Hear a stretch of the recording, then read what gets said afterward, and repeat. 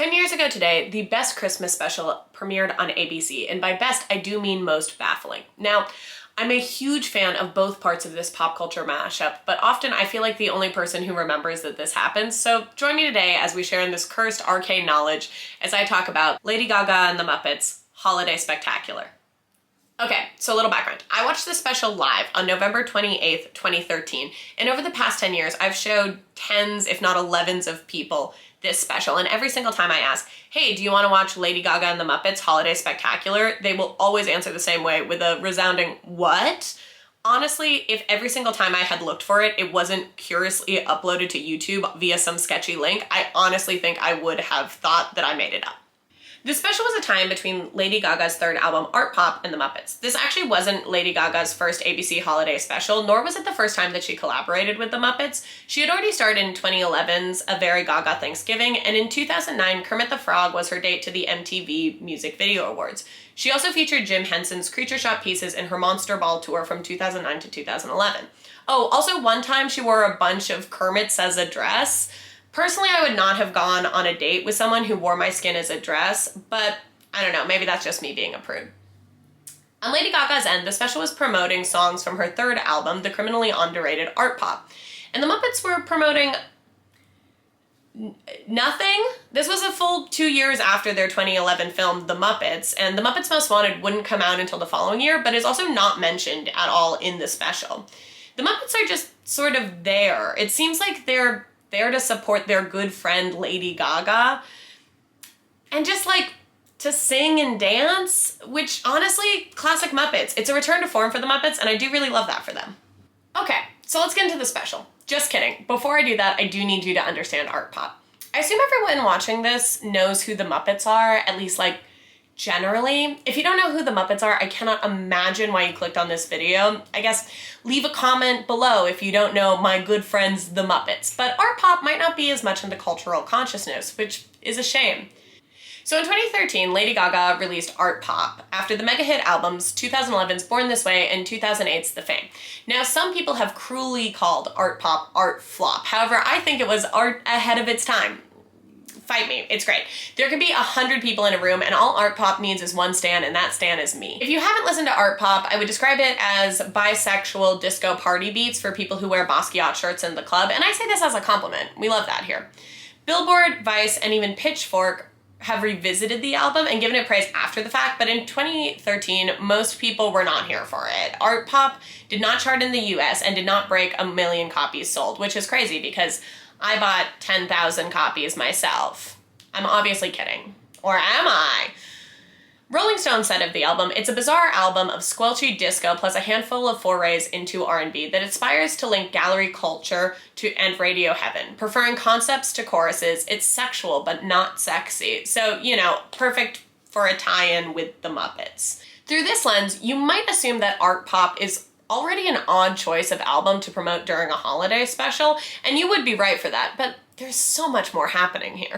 So in this video, I'm going to be going through this special scene by scene and breaking it down chronologically.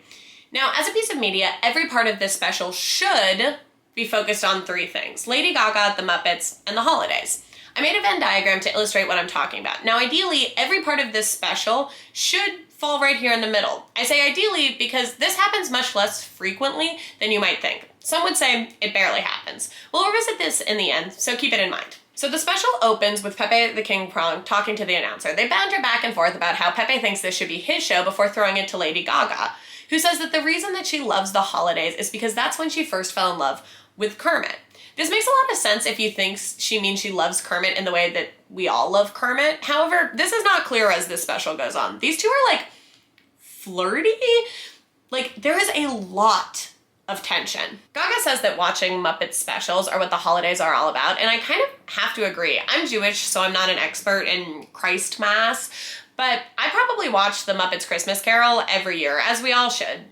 Anyways, this opening is important because it checks all of the boxes. Christmas, Muppets, Lady Gaga. She ends the segment by saying this special will bring back the same magic as the specials that she watched growing up. I don't want to influence you, but at the end, just see if you agree with that assertion. The first song of this special is Venus, and it's probably the best part of this 60-minute special, which is unfortunate because it comes about a minute in. Maybe best is too generous. It's certainly the most part of this special.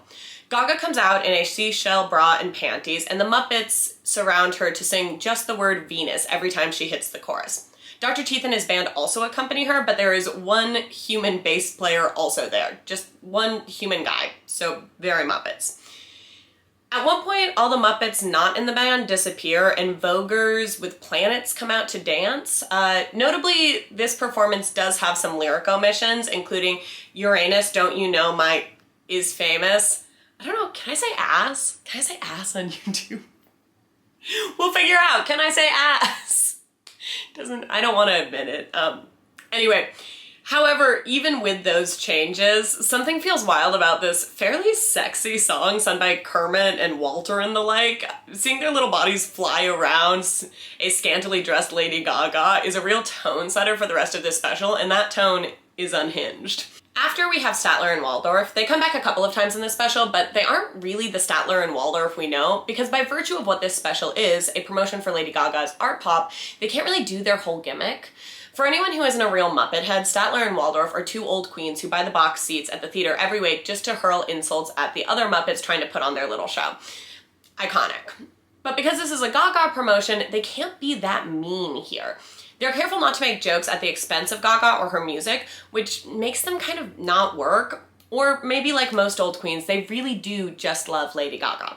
The next is an interstitial scene with Kristen Bell, you know, a close personal friend of Kermit, I have to assume, because she shows up a lot in this special. She's the only celebrity who does this, which makes it all the stranger.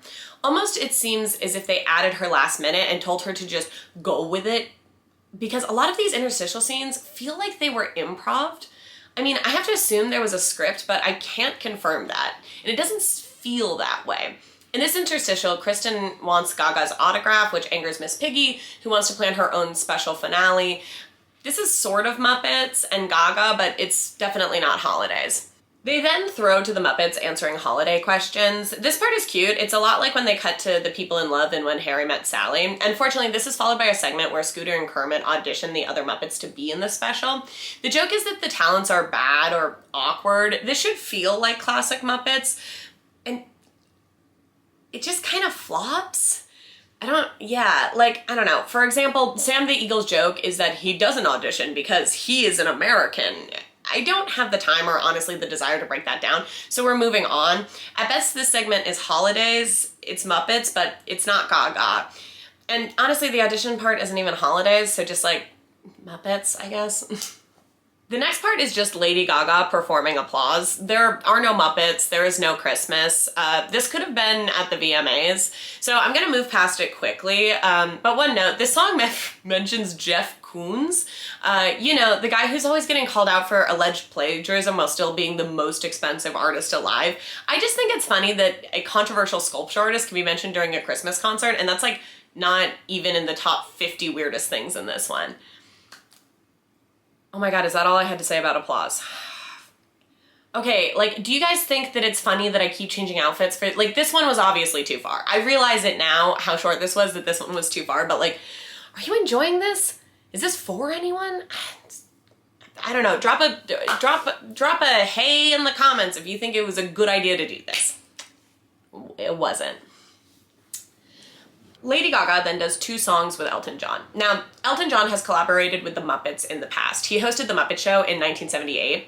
High points of that episode include him and Miss Piggy singing Don't Go Breaking My Heart, Goodbye Yellow Brick Road with Dr. Teeth, and of course, his iconic performance of Crocodile Rock.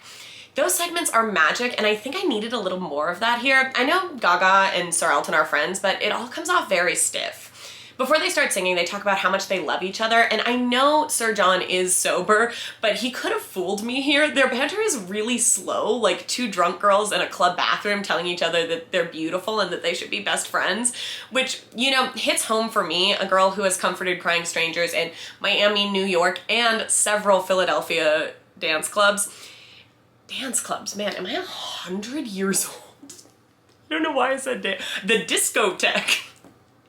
Anyway, They then sing Elton John's 1974 classic, Benny and the Jets, but they've changed it to Gaga and the Jets. I love a lyrics change, but I feel like they could have taken this further, maybe to Gaga and the Muppets, or Gaga and Muppets. Gaga and Muppets. Yeah, okay.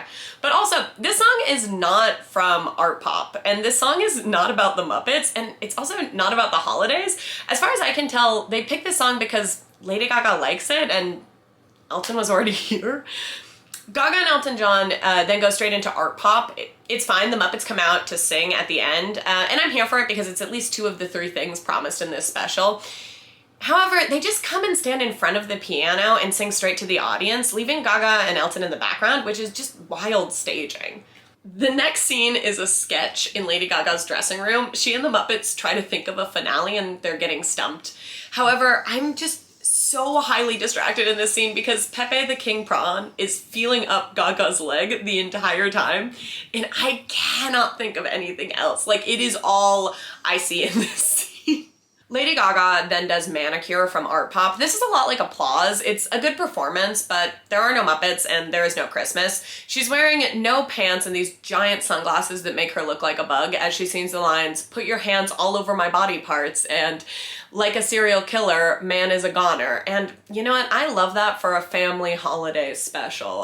That's the Artpop promise. Animal, Beaker, and then Swedish Chef. It was too dark in these glasses. I was doing it for the bit, it's too dark. Anyway, Animal, Beaker, and Swedish Chef then do an all sounds version of Deck the Halls. This is maybe the most Christmas we've gotten, and we're already a half an hour into what is essentially an hour special. They do this a second time with Jingle All the Way, and Swedish Chef uses his human hands to play the upright bass. Chef's kiss. Okay, this next segment is going to be hard to talk about, mostly because the song from it is named a slur.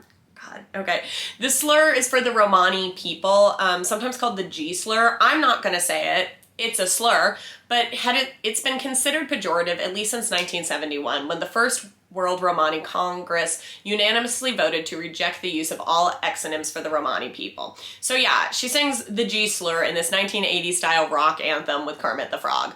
They banter before it, and this is another time where it doesn't feel like there's a script and that Gaga is just really hanging out with a sentient frog puppet. They talk about how they're alone and how it's quiet. However, you can see a full band standing behind them the entire time. She also says, "I've never played this song before," which I had to look into, because imagine if this was the first place that she sang this song, with Kermit the Frog. It's not true though. She sang this both at a listening party for Artpop in Berlin while wearing a fake mustache, and on SNL before this. I don't know why she would lie to Kermit like this, but I don't think it's in the spirit of the holidays, and for that reason, I do not care for this segment. That and the fact that the song is mostly a slur. Yeah, mostly because the slur thing. The next song is the first Christmas thing that Gaga does. We are 37 minutes into the special at this point. I guess I should put a trigger warning here. I guess we're still in the problematic part of the show, because the next part is a gender-swapped Baby It's Cold Outside with Gaga and 500 Days of Summer / Batman star Joseph Gordon-Levitt. I think I might get some flack for this, but I actually really like Baby It's Cold Outside. There's a very internet argument that this song is about a lack of consent. I feel like this reading of the song was prevalent around the time this special came out, but it started to trend in 2005 and hit its peak in 2018 according to Google Trends. I think maybe to today's modern audience, this is a read that you can have, but I don't think the song is actually about that. My take has always been that this song is about 2 people who want to stay together later into the night, but the pressures of the 1940s make one of them worry about their reputation and what that means in a society that prizes women's virginity over their agency. Notably, the song was originally controversial for being racy and seen as an anthem for modern progressive women. However, I don't think that's what the creative minds behind Gaga and the Muppets, A Holiday Spectacular, were thinking. Because if they were, why would you need to gender swap it? No, they must have been thinking like, oh, this is problematic, but what if a boy was the one getting pressured into things? Then it can't be problematic, which I can't even start to unpack, because no. Needless to say, I do not care for this clever reversal. That being said, this is Joseph Gordon-Levitt's absolute dream. You can tell he is here to sell gender-swapped Baby It's Cold Outside. I've always thought that JGL gives off a vibe of a guy who grew up with his grandfather and is now really into holding doors open and wearing fedoras. And oh boy, being pressured by a seductive Lady Gaga in a gender-swapped Baby It's Cold Outside is checking off all of his boxes. Like, at the end of this performance, he unironically calls her "M'lady." 100 out of 10. 100 out of 10. Side note, Gaga can't really move in her dress during this one. The material around her legs is too tight and the fabric doesn't seem to have any stretch to it, which is unintentionally hilarious as she has to serve Rita Hayworth 1940s vamp realness. Like, this is an unscary American Horror Story outfit plus stumbling, which is great. One last note, this isn't the first gender-swapped version of Baby It's Cold Outside that has been connected to the Muppets. Miss Piggy and ballet dancer Rudolf Nureyev did the same routine in a steam room in The Muppet Show in 1978. She sang it again in 2011 with Vince Gill for CMA's A Very Country Christmas. Honestly, I love JGL, but imagine if they let Gaga and Miss Piggy do it together. Come on, Disney, let them do the number together, you absolute cowards. Man, I talked far too much about Baby It's Cold Outside. So let's move on. Kristen Bell and Bobo the Bear talk about how they wish they could have danced like that, which is weird because there is very minimal dancing in that performance of Baby It's Cold Outside. They get close so that Kristen can teach Bobo how to dance, and he asks if that's soap, and she says soap for cleanliness. This is what I'm saying. There are times that feel like no one wrote a script. Then Kermit and JGL shout out to Levitt's mom and dad, and he makes this face like he's doing a Robert De Niro impression. I don't know why. Lady Gaga and Kermit then talk to each other, and they have these like massive flirty vibes, but there are so many pauses that it just feels really awkward, like they're two people who hooked up 10 years ago trying to make small talk at a mutual friend's wedding. She kisses him on the cheek, and he says, "You have to come visit my pad sometime." I'm not doing a Kermit impression, it's fine. "You have to come visit my pad sometime." And then she says, "Well, can I come over?" Gaga, he just invited you. How do you do improv with puppets? Isn't that like so much harder? Like, you can't convince me that that line was in a script, if there was a script. She then sings Fashion with RuPaul while she's dressed as a giant condom. Can I say condom on this? I don't know. The best part though of this performance is she's wearing these giant heels to like the point that she can barely walk and this huge bump it under her condom hat, but RuPaul still just like towers over her. RuPaul also sings Slay, and yes, I don't even care. This is a wild performance, but it is a slay. It's so good, Ru. I forgive you for fracking. JK, Ru, please stop fracking. I'm not commenting on the throw to commercials, but after this performance, it says, "Piggy finally reaches her breaking point," and then it's just her making nonsense noises. It's explained later, but I prefer it not being explained. It's just that good. All right, we're coming to the end, I promise. Okay, in the next scene, Piggy imagines what should have been her Christmas special, and TBH, I do want a full Piggy Christmas special. She imagines herself singing Santa Baby with a bunch of guys. This group is the Men of Youthful Praise, a church in Bridgeport, Connecticut's gospel choir, but they are not introduced, and I did have to Google that. It's a little jarring because all of the other celebrities are introduced, and these men just kind of appear, like, you know, these guys, these 12 gospel singers in matching suits. This part is nice because it is Christmas themed. Yes, it's our second full Christmas song. You know, Baby It's Cold Outside and Santa Baby, everyone's family favorite Christmas faves. Is it crazy they both have baby in the title? I don't know. Anyway, the choir upstages her and she gets mad. It's a really classic Muppets scene. Anyways, the finale is applause, but this time with Muppets. So yes, it's a song that they already did once. Gaga's hot boy backup dancers just kind of stand there as the Muppets and Gaga herself bounce around them. This is spliced with bloopers. Did I just mess up? Bloopers? This is spliced together with bloopers of the Muppets flubbing their lines, meaning they had other takes and they still used these ones. The best one is where Gonzo asks out Kristen Bell. The worst is when Pepe accidentally inappropriately gropes Lady Gaga in a scene where he was supposed to be feeling her up. Yeah, a puppet goes too far in this one. Crazy the most groping is not in Baby It's Cold Outside. Actually, crazy that there is any groping at all in this. Notably, she also changes the line from arts in pop culture in me to arts in pop culture Piggy, which I have to love. So do we feel ready for Christmas? I'm not sure I am. Am I ready for a disco rave that's Muppet themed? Yes, very much so. Some final thoughts.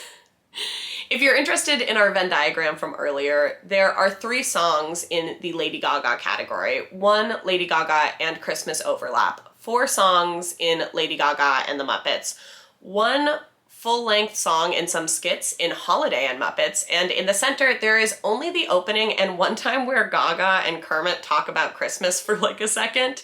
That's it. In a special named Lady Gaga and the Muppets Holiday Spectacular, there's under 2 minutes that feature the Muppets, Lady Gaga, and Christmas all at the same time. And I think that is my favorite part. In a special this weird, I almost wish they would have gone weirder. I think that there were some missed opportunities, and I would like to share some of them. Artpop has a song called Swine, and it's weird there isn't a single joke between her and Miss Piggy about this. Like, they can't sing the song because it's far too explicit, but they could have had like a throwaway joke. I could say the same thing for the Artpop song Donatella because many people think Janet looks like Donatella Versace. My second point, let Elton talk to the Muppets. He knows them, they're old friends, and yet they don't interact at all in this one for some reason. My third point would just be more Christmas music. There's almost no Christmas songs in this special. Like, I don't know, maybe Lady Gaga sings Blue Christmas to Gonzo. That's fine. Barbra Streisand has a whole Christmas album, and we know how much Lady Gaga loves Streisand. Sing one of her songs with Kermit instead of maybe that Giesler one. This is also called a holiday special, but they only mention Christmas. I believe Dr. Teeth and Zoot are Jewish. Let them sing a Hanukkah song. Why do I think this? Dr. Teeth says Shalom in The Muppets from Space, and Zoot wishes Kermit a happy Hanukkah in A Muppet's Christmas Letters to Santa. I don't know if this is canonical, but it is true to me. And I guess my final point is just, they should have let Statler and Waldorf be mean. Come on, that's what the people want, okay? That's what we want from Statler and Waldorf. I'm not a Muppets joke writer, but I missed their jokes, so I wrote a couple, and I'm gonna try to do them, but like, I can't do the voices. This isn't one of those things where every straight man has a impression of Kermit. Like, this is gonna go bad, but be nice and we'll be nice together, okay? Sad that Gaga isn't gonna make it I'm not gonna do the voices. I'm not gonna do them. Okay, wait. And scene. Sad that Lady Gaga isn't gonna make it much longer. Is she sick? Well, if she lives for the applause, I don't see her living much longer after that number. Hopefully they end this one with the traditional Christmas ham. I always thought the pig had it too good for too long. Ha ha ha. I should cut this. I should cut this. Wish they could get some silver bells in here. We ran out of budget, so the best we could do was Kristen Bell. Ha ha. All of these are getting cut. This art pop is actually a lot like Warhol, Liechtenstein, and Indiana. Overrated? No! Dead! Maybe I should do, would this work better if I had some little puppets? Maybe? If I had some Anyway, we don't have time for puppets. Well, thanks for watching, and I hope you learned something about my favorite Christmas special. Do I think you should watch it? I don't know. That's up to you. If you can find it, it's always uploaded on the sketchiest link imaginable.